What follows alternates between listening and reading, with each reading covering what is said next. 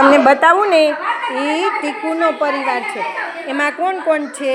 દાદા, દાદી, મમ્મી, પપ્પા, ફઈ, ટીકુ, એનો નાનો ભાઈ બીટુ, એ બધા એનો પરિવાર છે.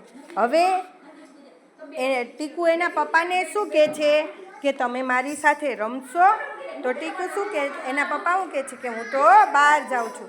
એ એના મમ્મીને કહે છે કે મારી હારે રમશો? તો એના મમ્મી શું કહે છે કે હું તો બીટુને સુવડાવું છું. ફઈ તમે મારી સાથે રમશો? તો કે હું તો કોલેજે જાઉં છું. દાદી તમે મારી સાથે રમો ને? તો કે હું તો અનાજ સાફ કરું છું.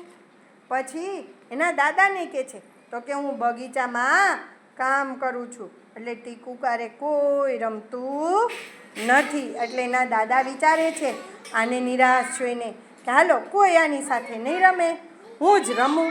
એમ કહી અને ટીકુ પાસેથી દાદાએ દડો દાદી તરફ ફેંકે છે અને દાદીને થાળી ભરી હોય એ ઉછળે છે. અને દાદી કે ઓય માં, દાદી છે ને એ દડો પકડી અને એના ફઈ તરફ ફેંકે છે. એ ફઈ ગયા તમે તો. ટીકુ તો એમ કે છે. એના ફઈ છે ને એના ભાભી, એ કોણ? તો કે ટીકુના મમ્મી. એ ધડામ કરીને એટલે એ તરત એના બીટુને પકડી. એ કોણ? ટીકુનો નાનો ભાઈ. એટલે ધડામ કરતા એના પપ્પા તરફ દડો ફેંકે છે.